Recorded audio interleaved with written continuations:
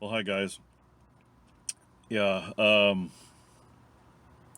today is the 505th, I think, anniversary of Martin Luther uh, publishing his 95 Thesis.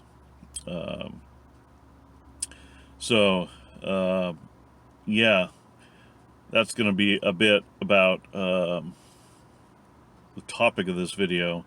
But I also want to show you a tobacco that I think goes along with that. So it's Halloween too, but it's also the anniversary of, I think some would call the real beginnings of the Protestant Reformation, uh, and it's a big history, a long history, can be confusing history, but it's an interesting history, I think. Yeah, I remember doing some studies of it when I was doing undergraduate work, um, and yeah, the Protestant Reformation was an interesting time, I think, in European history. Uh, a difficult time too, very violent, bloody, difficult time, as much of European history is, of course. And Martin Luther was an interesting character. I think at first he wanted to reform and stay within the Western Church, but things ended up quite differently, and he ended up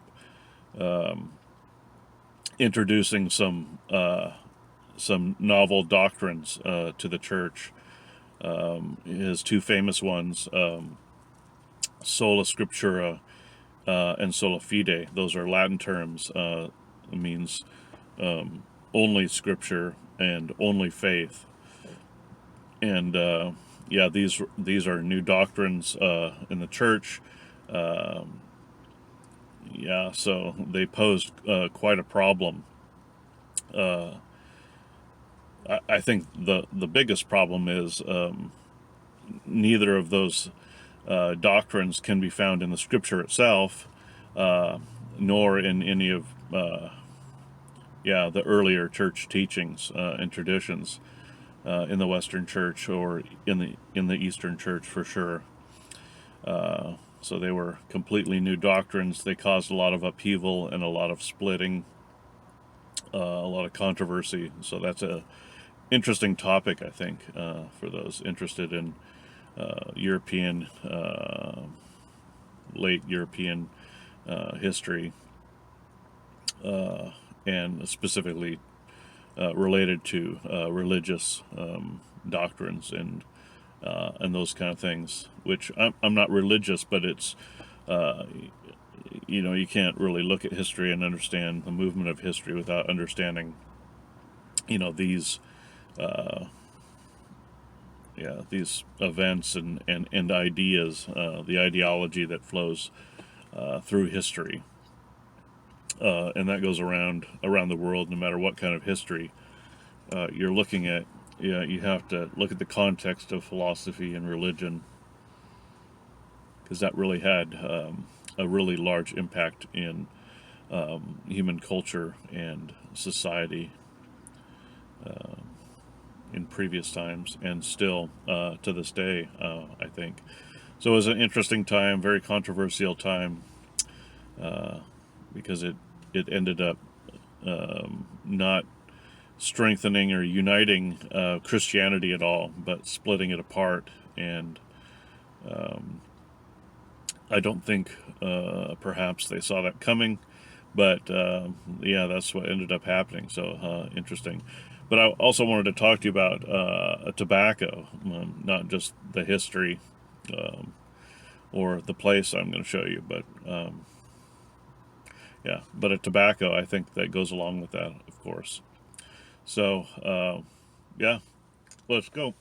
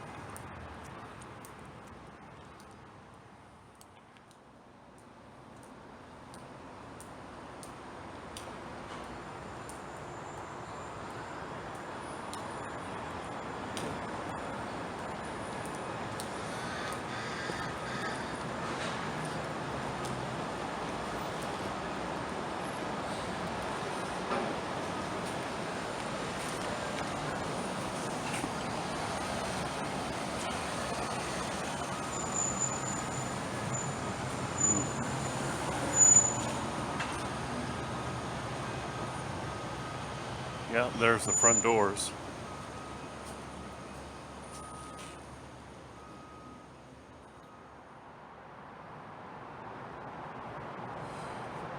Yeah, hi guys, I'm standing outside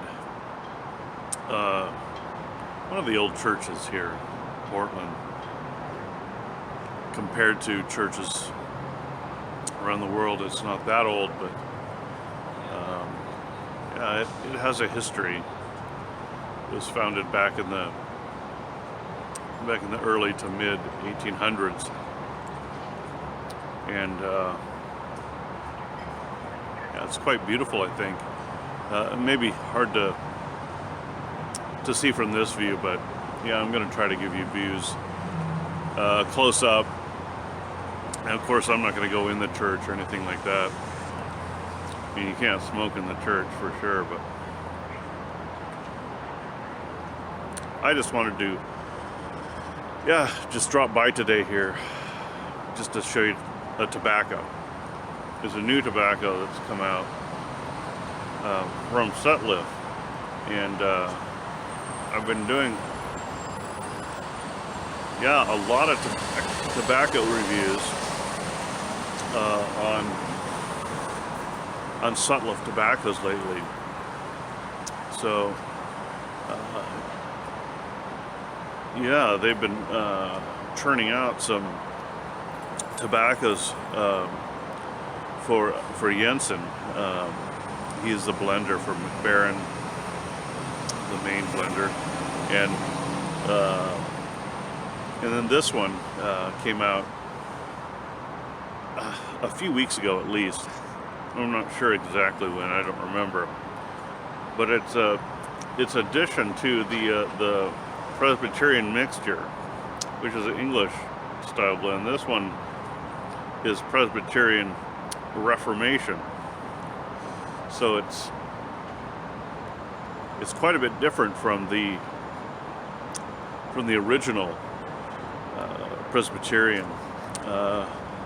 Yeah, which I like. It's not anything that I smoke a lot of, and for me it's not an outstanding blend or anything like that. It's not a blend I go after all the time, put it that way. But it is a good blend. It's mixed well, but this video is not about that one. I wanted to talk to you about this this new blend out by Sutliff called Reformation, and of course the name is I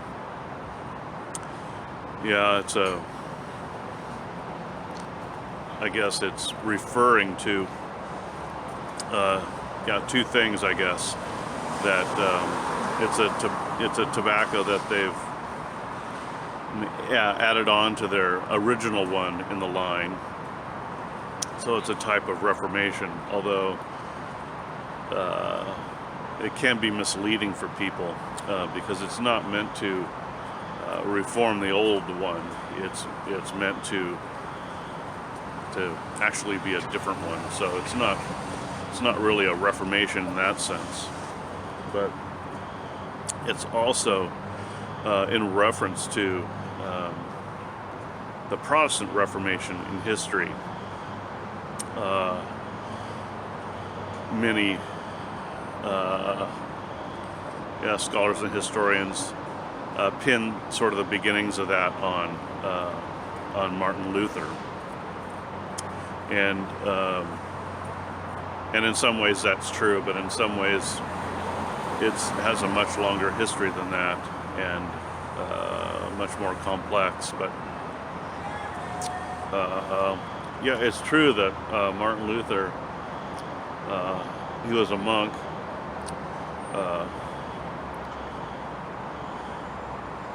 became kind of distraught over some of the abuses that he saw in the Western Church, and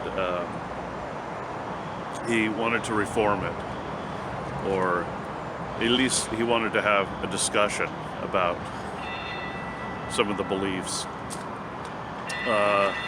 So he wrote kind of a dissertation called 95 Theses, and it just went over some points about things that he wanted to have discussed in the church. He wanted to have a discussion, I think. He never meant to, I don't think, leave the church or cause any kind of split or anything like that. And I'll show you the front door of this church. There's a legend that Martin Luther nailed the theses to the front of the church in Wittenberg, and that's kind of part of popular history. It probably didn't happen. It's part of the myth of the church. All religion, is steeped in myths and all kinds of stories and things like that. But this is just one of those myths. And remember, I'm coming at this from outside. I'm not religious myself, but I did some undergraduate work in Near Eastern archaeology and early church history and languages. So I took 2 years of Greek and 2 years of Hebrew, and I had to read through the Christian scriptures, the Old Testament in Hebrew and the New Testament in Koine Greek, and it was very interesting to do that, and it shows really the difficulties of translation and things like that. So it was very interesting undergraduate work. I really enjoyed it. So I have a good idea about church history, even Western church history. So Martin Luther really had a chance to do something for the church that could have been even greater than what happened, I think, which is perhaps, if you're in the church, could be a sad thing. He had the chance to revisit the ancient church and to delve deep into the ways of the older doctrine and the church fathers and those kind of things. And he didn't quite make that. I don't think. I think he was aware of those things, but he didn't go that direction, let's say. And things got even worse for the Western church. And as we know, by this church behind me, the Western church has splintered into hundreds of thousands of groups and cults and all kinds of things all over the place. So, which I don't think was his intent or anything like that, but he became part of that movement, I think, that began to splinter the Western church even further away from its moorings, from its beginnings. So it's interesting history, for sure.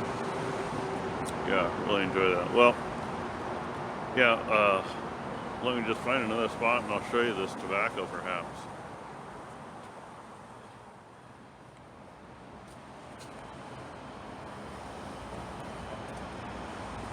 Yeah, well, here's what the inside looks like. And, that's the pipe organ in the front there. And there's, I don't know if you can see the video, there's all kinds of chandeliers, and it's a lot of wood.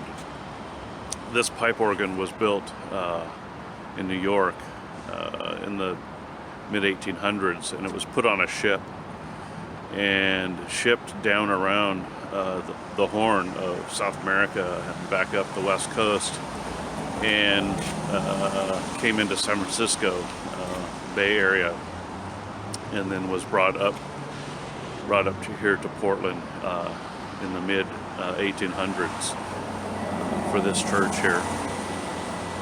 So it's a very old pipe organ as well, and quite beautiful, I think.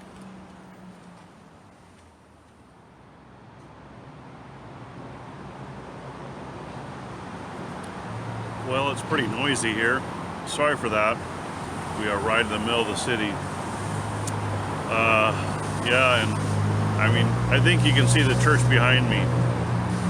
It would have been nice to be able to do this, you know, with a nice view of the church, but in the city that's difficult. In the front, there's a lot of trees and people, and just too confined. So, anyways, I just wanted to show you this this tobacco more than the church. I guess many of you could care less about the church, perhaps, but yeah, I think it really reminds me of the church that's on the front of this tin. Yeah, so Presbyterian Reformation, new tobacco from Sutliff, and it's a flake tobacco from Virginia, Burley's, and some Turkish. That's an interesting combination, I think. Yeah, and I really like it. And then they put a little something extra on it. They say they put some kind of cocoa or chocolate, mocha, something like that, some kind of a rich topping. But I think they just put just a little bit. It's not too much. It's definitely not overpowering. Can definitely I feel and sense the Burley tobaccos and the Turkish tobaccos primarily in this blend. And then there's, with the topping in the Virginia, there's a creaminess,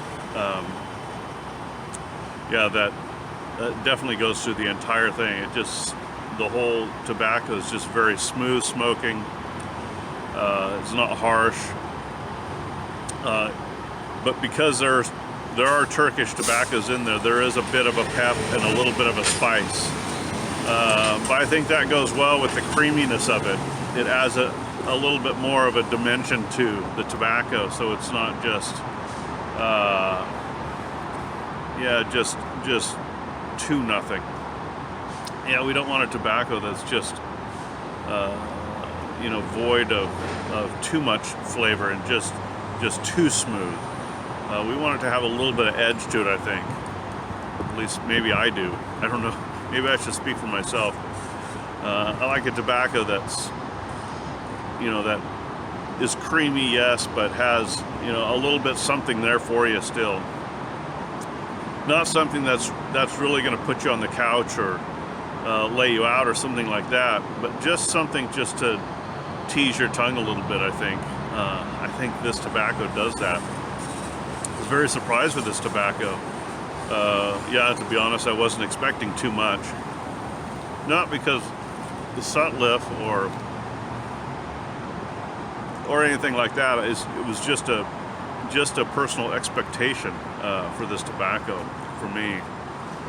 So, yeah, it is a flake tobacco.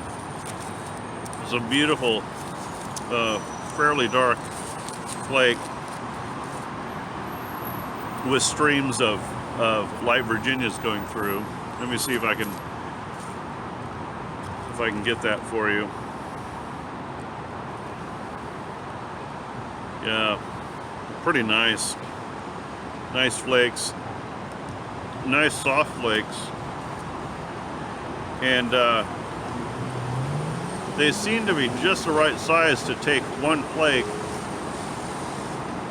and put it in most of my pipes and smoke it, and it fits pretty well. There's some flakes that are a little bit small, and I take some of another flake, or some flakes are a little bit on the large side, and you have to only take part of the flake or something like that. But this seems to be just the right dose for at least many of my pipes that I use to smoke this with.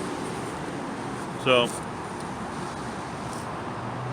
yeah, the smell is just rich, earthy, and you do get a little bit of that chocolate note when you smell it. More for sure when you smell it than when you smoke it. but it's just a good tobacco in flavor, and it does provide a good smoke. It handles well, rubs out well, packs well, and behaves well in the pipe. It doesn't get harsh. Smokes to white ash. I don't think it's too moist straight out of the container. It's a little bit more on the moist side because it is a flake, but I think it's smokable right out of the tin. I don't think you have to dry it. A lot of people will anyways, because there are pipe smokers that dry most of their tobaccos anyways, and they kind of like that really dry smoke. But I like to try it first, how they have it in the tin, and if it doesn't work out, then I try something else. There's always more than one way to smoke a pipe. Of course, there's no black and white really. There's a lot of gray, of course. So you do what works best for you, what works best for your pipe, what works best where you're smoking it, in the temperature you're smoking it, in the humidity that you're smoking it. You know, there's so many factors that go into smoking a pipe. So you can't make hard and fast rules about these things. You know, that's why these reviews, I think, hopefully are helpful, so you can get a sense of just some of the guidelines, they're not guidelines, but some of the just helpful hints, I guess, about how different tobaccos behave, but then you have to put it into your situation, in your pipe, and your techniques of smoking and packing and tamping and all that, and everybody's experience is going to be different, I think. But anyways, you guys know what I mean. I'm not saying anything new really, but just reminders, I think, about our hobby. You don't want to get too stuck in certain platitudes and certain ideas and certain things. It's something we do to relax and enjoy and have fun, contemplate life, contemplate the Protestant Reformation. I don't know, but a really good tobacco surprised me. But that was just me. It says on the front, sorry for the noise again, that's a Danish flake. That's interesting. So it's kind of a Danish style. So let me read also on the back what it says. Maybe that'll be helpful to some. It says, Danish flavorings are added to cake cut burley, Virginia and Turkish tobaccos. The tobaccos are pressed to elevate the natural rich cocoa notes from the tobaccos, which evoke a mocha bouquet that is sure to please. And they don't say on here, but I did read that they do add a flavoring on top, just subtle. It's not drenched in it or anything like that. So don't be afraid of this as being too overly aromatic. But for those that they just don't like any kind of aromatic at all. This might be something that you want to stay away from, or perhaps just give it a shot. I don't know, but it's not an over-the-top aromatic. I think it's something that's the natural lovers could like too, because, like I said, the burleys are really earthy and nutty and rich and in this tobacco. So it's a pleasurable smoke. It's a good smoke, easy smoke. For a flake. So that's it. Sorry again for all the noise here, but thought perhaps this would be a good spot to talk a little bit about this tobacco and to do it in front of the old Presbyterian church here in downtown Portland. So yeah, you guys take care. Enjoy a pipe, enjoy a good tobacco, whatever it is, and if you can, and if you want to, grab a tin or a couple tins of Presbyterian Reformation, the Danish flake, and give it a shot and see what you think. Anyways, guys, take care, and yeah, we'll talk to you again soon, hopefully.